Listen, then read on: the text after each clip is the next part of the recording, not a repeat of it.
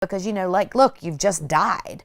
And while it's all wonderful how it's unfolding, it is a bit of a shock when you're coming out of the earthly realm, because it's dense here, y'all. It is dark. And that's how this realm is set up. Earth is this dichotomy of darkness and light. This is a space unlike any other where you can come in and you could have just lost the love of your life. And the following day, there is a birth of someone precious to you. And you can feel this utter elation and the deepest sorrow simultaneously. That's what the dichotomy of dark and light means. That's why Earth is such an unusual schoolhouse. This realm is set up to provide experiences to learn, grow, and evolve within the dichotomy. But we waste so much time trying to say it to change the circumstances rather than to change ourselves within them. That's the big cosmic ha-ha. That's what people have missed. That's probably one of the biggest lessons that I took back from having been dead.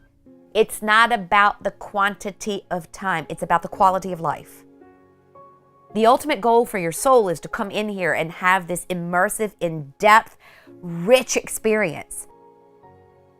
So I'm starting to reinvent and take in all this new information and had to come back into a 3D physical form and live it. Talk about a challenge. Because you're so in awe and you're so excited. Do you realize what we've got here? And you're walking around and you see these people and they're so sad and they're so miserable and they're so heartbroken and they're grief-stricken and they're worried about the electricity bill and they don't know how to feed the child. And it's like there's so much pain and angst around. And I'm like, no, you don't understand.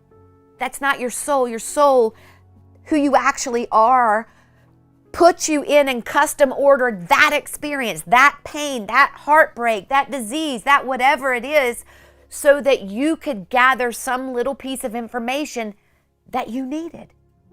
Because this is only one of multiple experiences of you. And this is why when we're mean to each other, those 8 billion other versions of you that are walking around on this planet, you're just dissing yourself. If you let yourself down by being cruel or harsh or awful to somebody else, you're just projecting that onto some other version of you. And this answers that question of how is God in all places at once? Because we're fractals of the same whole. While fear can be very useful, the most common thing that happens here is people, they set up camp there. They pitch a tent, start roasting marshmallows, and they live in this fear. So I always say to people, it's important to give fear and anxiety a voice, but never a vote. But a lot of people will stop me at that stage and go, why on earth, if a soul is coming from this space of love and light and perfection and awesomeness, why would you come here for that? I say it's simple. Why would you pull out the Monopoly board when your family or friends come over? And why would you literally sit and pretend to be a silver shoe or a dog and think that you can actually buy a piece of property with a $500 pink bill? Because it's fun, and it's immersive, and it's competitive, and it's something you enjoy doing with the people that you love, and you learn, and you laugh, and you grow, and you get mad, and you're like, why am I mad? Those waterworks aren't even real. He stole my property. He didn't really steal your property. It's giving you the chance to work through and express these emotions that are native to we as human beings. And so ask anyone who's ever put a cord around their ankle and bungee jumped off a bridge, why in the hell would you do that? And they're like, because it's a rush. It's exhilarating. It's amazing. And it's not something that a beautiful, omnipotent, eternal soul that's not encompassing a physical body, that's not something they can do. We crave these experiences. You might not remember this in the physical. You might not remember this with your regular conscious mind. But that eternal, omnipotent soul that you really are, who knows that nothing and no one can harm who you really are, yeah, you were like, bring it on. I need to experience this in order to grow, to move, and to evolve into the being that I want to be. Nothing was impossible in that realm. As I was flying along, I remember one thing that was really powerful was, how in the world did I believe I was this dude? How did I believe I was Bill? I had this whole personality, and I had these relationships, I had these likes and dislikes. All of that had dropped away. It was like I was playing a game, and I was pretending to be this person, this human being. We're all just playing these parts. It's all a game. I think that the object of the game is, can we wake up in the game and realize who we are with joy and kindness and patience? And if you get quiet enough, the soul can speak to you. And most of us are not in an environment where we can become that still, that meditative state that opens something up to experience more. Well, we don't have to fly to Pluto. It's all right here. You need to raise your vibration through that great spirit, source energy, the sun, and the veil starts to break down in front of you.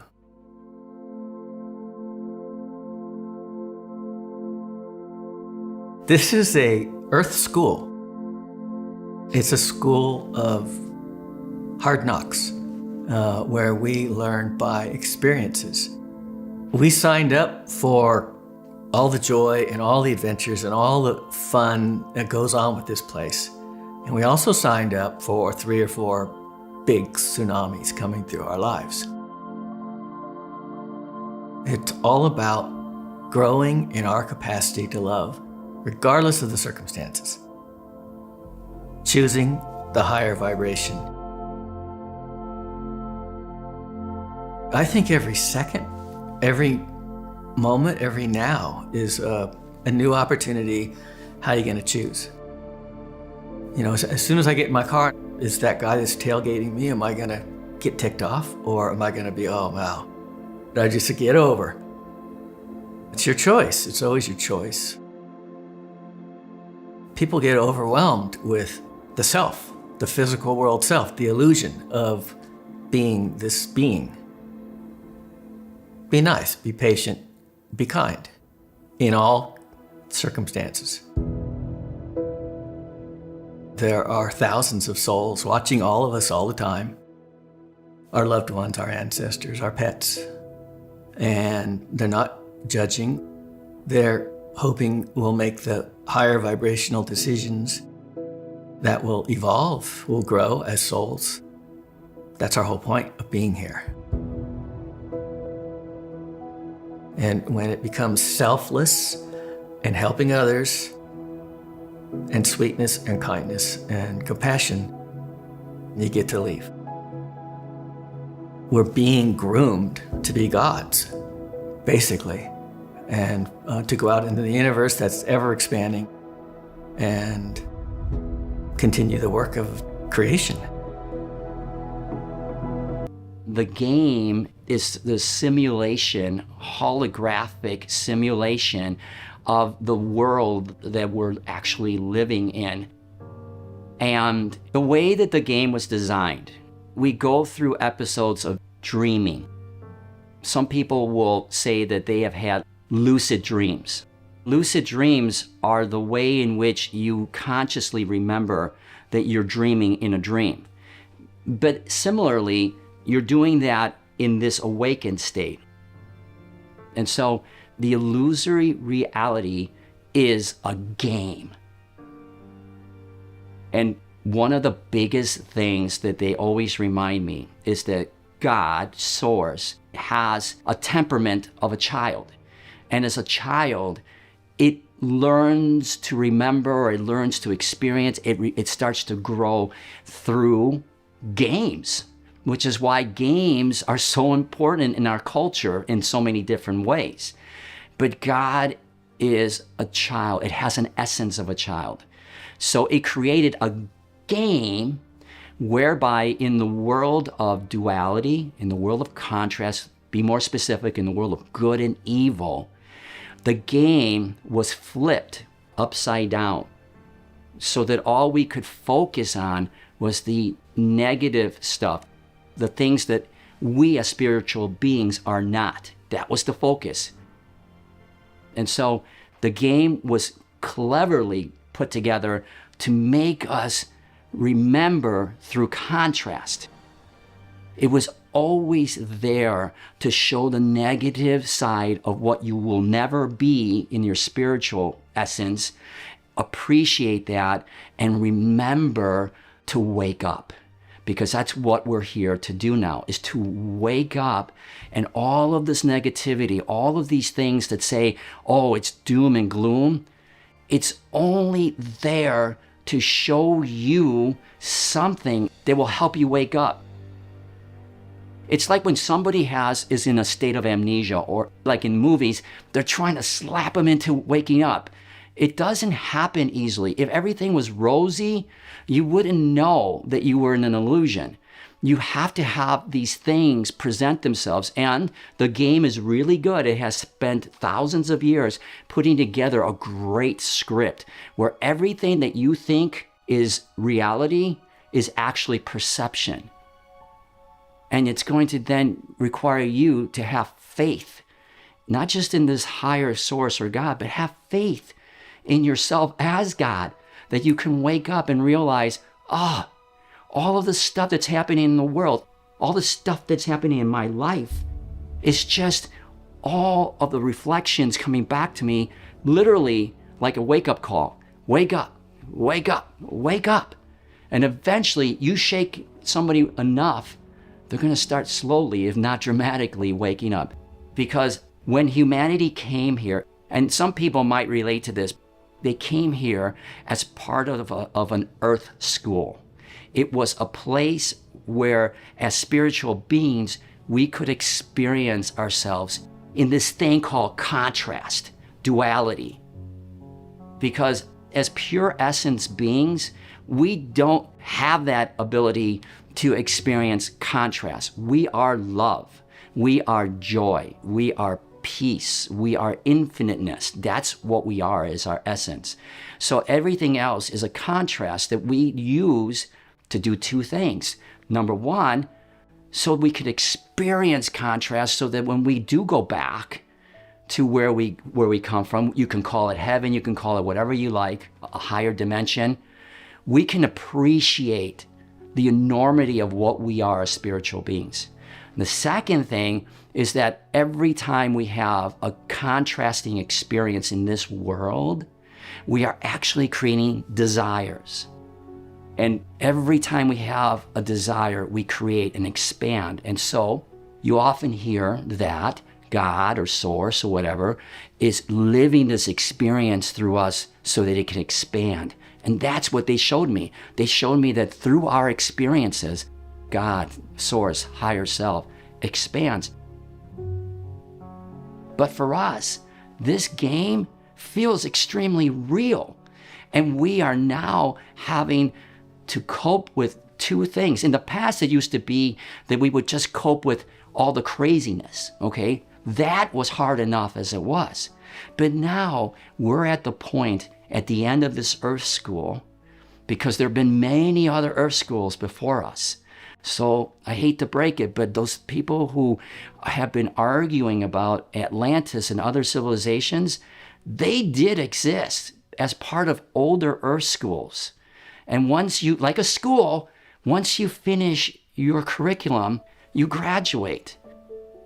And so it's now time for you to take all of this that you know yourself to be and actually apply it to this world, so that now you have to not only deal with the craziness of what's happening in the world, but you have to actually say, wait a minute, I'm actually creating this. All of this is just a mere reflection of my world. And all I'm doing by putting my attention to everything out here is I'm feeding the game.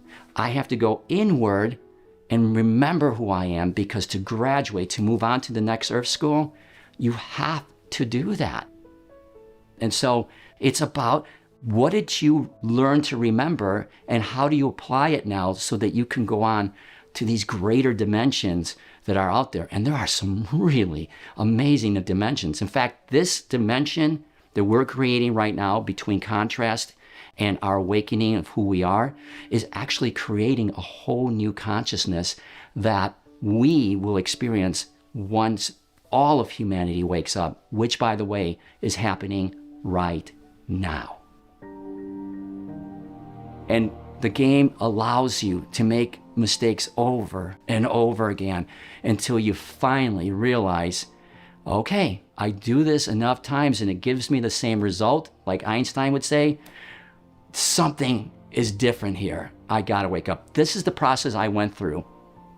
And so when I crossed over, they showed me there is negative energy within the school called the game in order for us to experience ourselves. And now, more importantly, to wake up.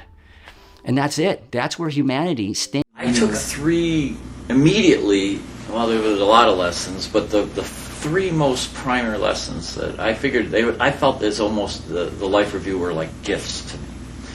The first was acceptance, because I saw my entire life and I got to see it through other people's perspectives, through that exchange, and I got to see it in such a way that I understood, I suddenly knew who I was, and I could accept that this is who I am, and that I may not be a perfect person, but I could accept that this is who I am right here, right now, and that I can work on myself. I have a lifetime to work on myself, and I'm probably going to have more lifetimes to work on whatever it is my agenda is at that time, in future lives or past lives. And I feel that so that acceptance was a big lesson for me, because with acceptance you can be comfortable in your skin and your surroundings and talking to everyone else. And with that life review and those interactions, I saw acceptance of other people as well.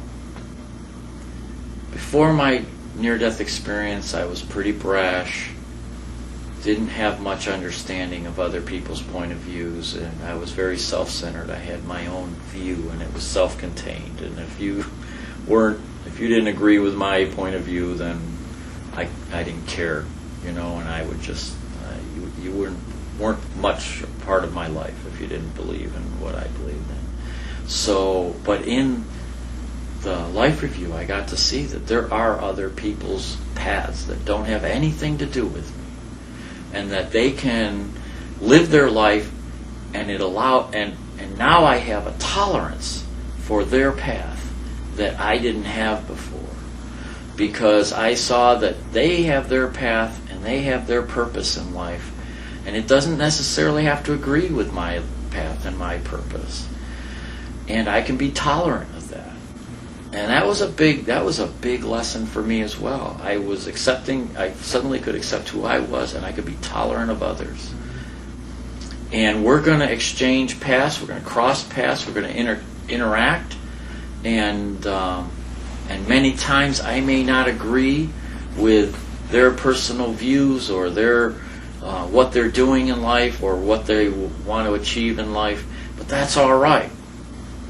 In fact, I think that a lot of life's interactions, I think all of our life's experiences need to be enjoyed, the good and the bad, because we're going to meet some people that are going to push our buttons and maybe push us to the brink of anger or something like that. And that's a good time to look at what caused that, what brought that up within me. So they could be a teacher to me, Mm-hmm.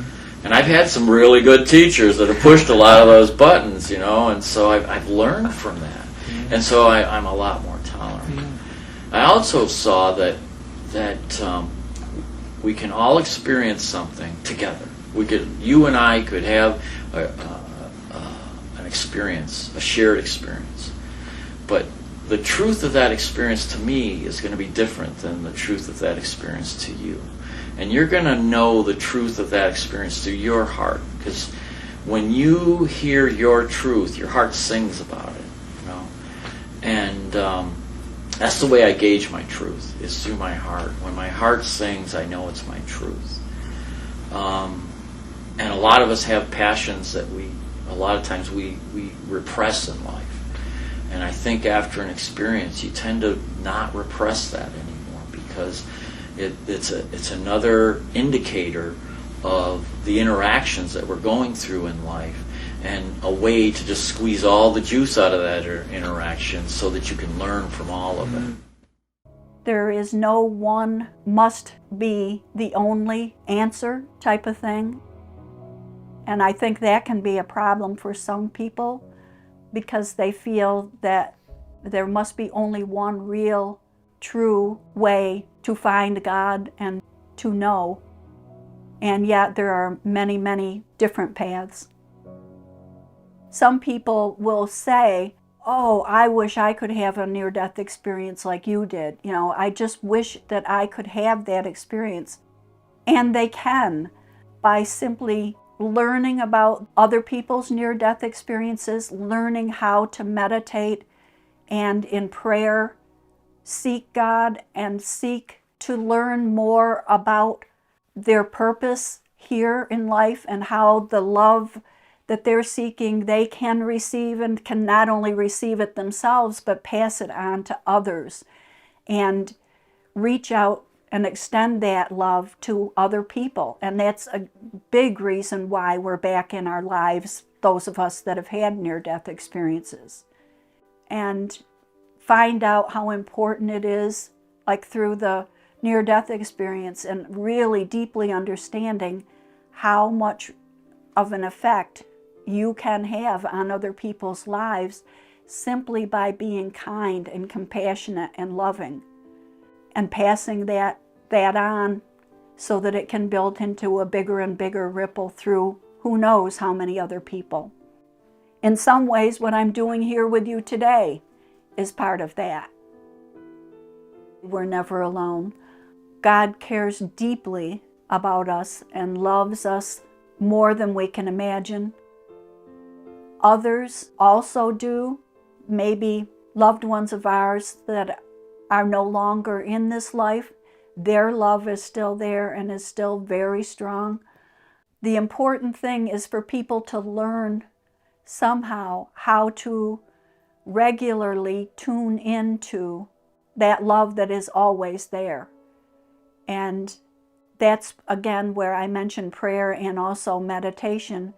If they become part of your everyday life and you routinely do it, then that helps in terms of when you're feeling as though no one cares and there really isn't anybody there, to always know that in spite of your feelings, that isn't so, and how to reach out, how to turn to those people who are out there, who do care, and to seek through your own prayers that you can be made aware of them, and they can be made aware of you.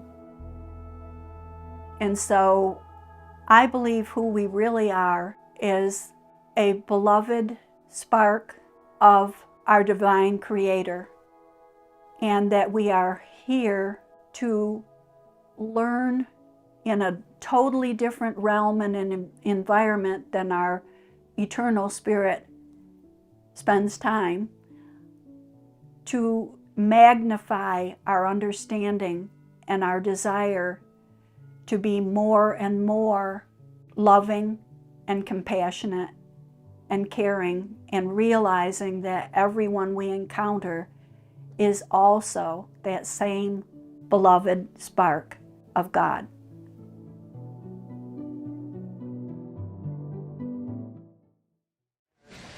Yeah, I have asked myself that question for years and years and years. And what I have heard when I have asked that, and what I have been told, is that it's not that it's necessary, but one, most of us choose to and really want to come back here. And what they have told me is that it's, if you this is my question to them. Okay, if we come from all this great loving place, what do we even need to come down here and do? What's the point? But we're kind of in the point is, yes, we come ultimately from this great loving place, but we're all also on different spectrums of that, I think, you know? So we do come down here for soul evolution, for learning, for growing to what they've told me is to reach a higher vibration. The reason we come down here, other than the fact that we choose to, is that it's a very powerful change agent, if you want to use those words. It's a very powerful transformation, because you can watch somebody do it or even be a part of an experience, but for you to have that experience and to do that work and to make those changes, it's very significant in how the change happens. So I guess what they've shared with me, or how I understand it, is it's a very powerful way to make changes that are not only impacting you and me. The changes we make impacts the energy and the global consciousness for everybody. Our experiences are not our own, even if we feel like they are. Our changes, our transformation is not our own. As we change, everybody around us is changing. So it's kind of like this global, more of a global experience, and it's supposed to be very profound. That's what they've shared with me. It was an absolutely phenomenal experience where I realized a very, very significant spiritual lesson, that my not wanting to leave the heavenly worlds was like being on one side of a dotted line, where we seek consciousness, we seek heaven and God for ourselves, for our own nirvana. But that's not what it's meant for. God is the greatest servant of all life. To be in true communion with God and to truly listen and participate with God and become a co-worker with God, that's the goal. And to do that, we have to follow the instructions as they're given. We have to open our hearts and truly believe thy will be done is the way. Follow that way. Because when I was able to help save my sister's life, the joy, the experience was so fulfilling, so deeply gratifying, and I committed my life to that, to following the inner guidance, to listening, to be aware that heaven is present here and now, that God is with us at all times, and the universe is speaking to us at all times, and drop the preposterous beliefs of my childhood that wouldn't allow for such a thing to have occurred, that you would see God and know God and be able to experience the divine without dying and going to heaven, and that it doesn't matter what your religion is, that we're all beautiful souls. We're divine, we're beautiful, we're aware, we're capable, we are everything we might ever want to be already. We are that, and we simply need to recognize it, be aware of it. Not only did I review this life, but I started to open up to like past lives as well. As we experience them linearly, time does not run in a line. Time is actually runs in circles, is really the true nature of time.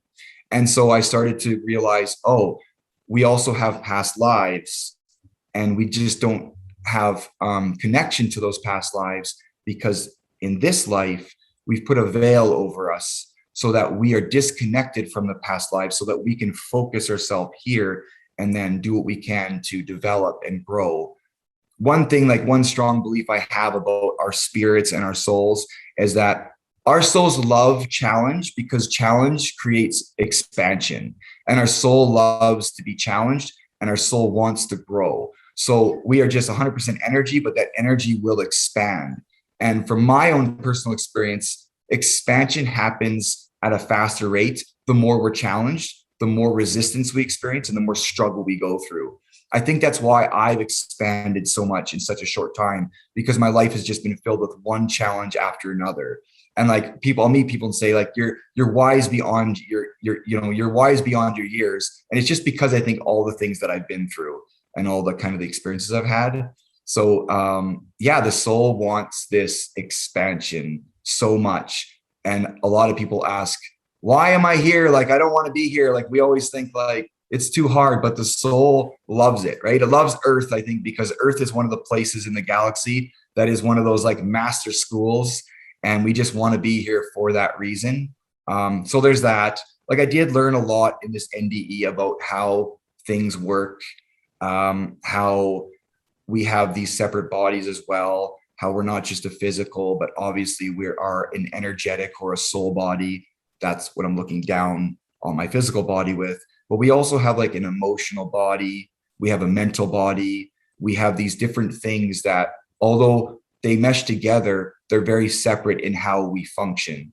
And so if we're like emotionally heavy, then our internal energy, like our soul, has a hard time vibrating out and shining its light because it's being dimmed by our emotional body. Do you know what I mean? Like it's, so I started to see all these connections, at least with my own body. So I just love sharing. The deepest learning I've ever had was what a relief it is to have doors open I have nothing to do with and go be a part of something in an appropriate way, and then to utilize whatever gifts I've been given, you know, while you and others are using whatever gifts they've been given to co-create whatever our common goals are. Beautiful. That was my learning. That's beautiful. Now, actually, that is also a good transition to answer your question. So again, it's not, I don't have scientific fact. I just know that we do, nor do I know, I can't prove that everything that happens to each of us was intentionally designed to be that way. Maybe yes, maybe no, sometimes yes, sometimes no. However, what I do know is that whatever body we land in with whatever DNA and whatever crisis happens in life are absolute huge learning opportunities that may have all been the plan of this lifetime for this soul, and or maybe some of them are just learning opportunities because there's a vast amount of learning that we each need. So I don't want to sound righteous about that, except my attitude about that is, now I get whatever happens is an opportunity for learning. It may have been chosen, it may have been chosen by me instead of for me, but in any case, it's my soul and this human personality that helped co-create it. And I now take 100% responsibility instead of blaming it, even the crisis, on something caused by someone else, because I'm 100% responsible for choosing every incident in which I find myself. The relief it was to just notice that there's this whole universe, and I have this huge opportunity to just be a part of it and then do whatever's an appropriate part for me to do. And it depends on with whom I'm being and doing, because now my experience is, in every case, in this case with you, what's our common goal? And what differences do we each bring to make this common goal more possible and more successful? And that's the opportunity with every single person I meet, as I say, from the boardroom to the bedroom and at the grocery store and at work. I love saying I'm on my growing edge. I still don't know enough of what I need to learn. And I actually love being out in what Rumi calls a field where there's no right or no wrong. Will you meet me there? Out there where neither you nor I know the answer or the truth? Wow. It's like, I just want to take your hand, or the hand of your soul, and go there with you and go, wow, what can we learn here together? And once we get safe with that, and once we are safe with that, I can learn from your different human experiences so much that I don't have to relearn all of with my own crises, and vice versa. And therein lie all the gifts that our diversity brings to one another.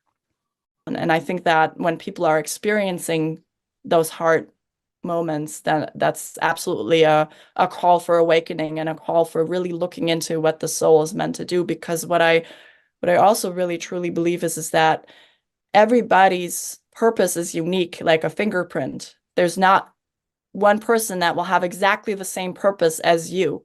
And you finding it is going to kind of link you up with the divine spark of God. And it's so needed in the world right now. I mean, I'm living evidence, because I was floating down this path to the spot where I was pushed into this lifetime.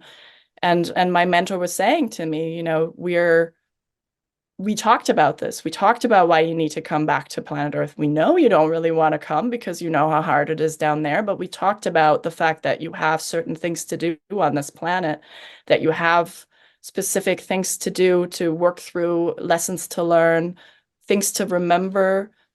The one thing I got mostly out of that conversation, or this telepathic conversation we had, was that, most important thing is to remember that we're coming from divinity, that we're coming from the spot, and we're going back there. Also, the memory of these buildings in the distance was really, really clear to me. It was very clear to me that those were the buildings I came from, where I planned my lifetime, where my other soulmates and soul friends were still staying, and where they had been. It was like a preparation place for life on planet Earth. And so, yeah, 100%. We have a contract here. We have a plan here. Nothing is coincidence. I know that for sure. And I think we're very much on path to going into the fifth dimension, where we understand that this lifetime is just a stage between, or a role we're playing between lifetimes and between life after life. I think where more and more people are coming in and remembering their births, where more and more people will have near-death experiences and come forward with it and awaken the rest of humanity to that reality. Because I think when we know that, then we can live our life in a very different way, in a much elevated and higher consciousness, right? Because we're not just running around blindly wondering what we're doing here. If I have a chance to give people out there a message, I would say that the sole purpose for being on this planet is to remember who we truly are, which is unconditional love. That's my message. I think that unconditional love is where it's at, and remembering that we all come from this place and we all go back to this place, and to not take things so seriously because they really aren't, and to laugh more often about things, even when they seem hard, to just say, look at this. This is happening now. It's happening for a reason. And it's for me to remember where I truly came from and who I truly am, which is love. But I'm not out here to shove my opinion down anybody's throat. I'm just trying to tell you what it was I experienced, what I learned from it, what I picked up while I was there. All right, let me bend your brains. You can edit this out if you don't want it. You're not here. I'm not either. But I know it. I live with 1 foot here and 1 foot there. I wouldn't turn that loose for anything. That's reality. And if I turn this loose, I'll just go back there. Well, obviously, I had some reason why I wanted to be here, so I'm going to stick around and see what it is. But is it real important? It's just part of a drama. This appears to be real, and we want it to seem real. So, of course, we ignore anything that's going to get in the way of it seeming to be real. We don't want to see it. If we saw everything that we're doing, we would know we're not here. Well, that makes being here a lot less exciting. We do everything we can to cover it up. You go to bed, you have a dream. I mean, a wonderful dream. And yet, while the dream's happening, you're not aware that it's a dream. When you wake up, you say, oh, I had a dream. But while you were doing the dream, you had no idea it was a dream. To you, it was real. Same kind of thing. It is the other way around. This is a figment of your imagination. It's a dream you're having. Everybody has light. And we're down here working on what I call this dichotomy. Sometimes people talk to me about dark side, and I do readings and consultations, and people will call me and say, I'm dealing with this really dark side stuff. And usually if that's happening, then somebody's just needing to learn a lesson about something, because the good news is that God, the light, is in charge of all of it. Whether it's, quote, dark side, the light, and that's only for contrast. Because if we've never been sad, do we know what it's like to be happy? So it's contrast in the human condition. when we're first come into soul form, and all of us did it millenniums ago, we were in unconditional love. And the reason this source, God, prime being, whatever you want to call the original energy, broke us off is because it was perfect. And you know, if you live in an area, say you live in the North Pole and you know nothing but snow and ice, you don't know what it's like to bask in the sun on a Florida beach unless you try it. So Source was sitting up there, perfect and everything else, but it just said, what does this mean? I get it. So the souls came into being so that Source could find what it was not. I can't prove this with a scientific theory, but I believe we come here to exist in the body. We want to be in the body. When I was told I had to go back, it was because I wasn't finished with whatever I came here to do, and so I had to return to the body. Well, if that has truth, as it feels to me that it does, then we come into this existence to have experiences. And so we leave our consciousness, our larger consciousness over there, and we hunker down and get into the body to have this experience. A lot of near-death experiences say, this is a great Disneyland ride. We love it. We come here and people keep reincarnating because they want to be here. We enjoy the pain? We enjoy the pain, I guess. To me, this is painful. That's what's here, is the pain. Yeah. And when you're out of body, there's no pain. There's no anguish. There's no worry. And those are the things that were very wonderful when I was in the light. No pain, no worry, no problems. Just wonderful. I have no fear whatsoever in dying after my near-death experience. I welcome it someday. That's my home. I'm going home. You know, I know where I live. I know where I'm going back to. I know that this is just a temporary thing, but this is where we learn. You see, that's an important part as well. We learn how to feel here. And that's something we don't have on the other side. The only feeling we have on the other side is of one complete love and service. It's one whole feeling. Those are together as one. But that's it. There's no pain on the other side. There's no sadness. There's no sorrow. None of those human emotions exist. That's why there's no selfishness. There's nothing on the other side like that. That love and service that you feel on the other side overwhelms anything that you could think of here by boundaries, by hundreds and hundreds of times more wonderful. This is a temporary abode. We're in this casing here, but this is not us. We're beautiful beams of light. We're spirits of the universe. And when we all get there someday again, you'll recognize it too. The state of the world, and is there a new awakening coming, a new consciousness coming? I certainly hope so. Because looking at the state of the world sometimes can look pretty bleak. Especially when it comes to the evil things in the world that are obviously there. But I do think that we forget who we really are. I am that I am. We've forgotten who that is, right? And we're in this life that is very realistic. But my best guess is that what we call reality is God is playing peekaboo with his or herself, hiding, pretending like, you know, all of this is like very real, very convincing. But once in a while, God will say peekaboo and show us who we really are. And I think we've forgotten. I think that that's the state of the world, the obvious conflict and suffering that's in the world is we've forgotten who we really are. Now, is there a new birth of a new consciousness coming? I wish I had the answers. I hope so. I can usually find the beauty and the good and the magnificence in just about anything. So, yeah, I have hope. I do. It's all going to be love. That's where it is. That's where we're going to find it.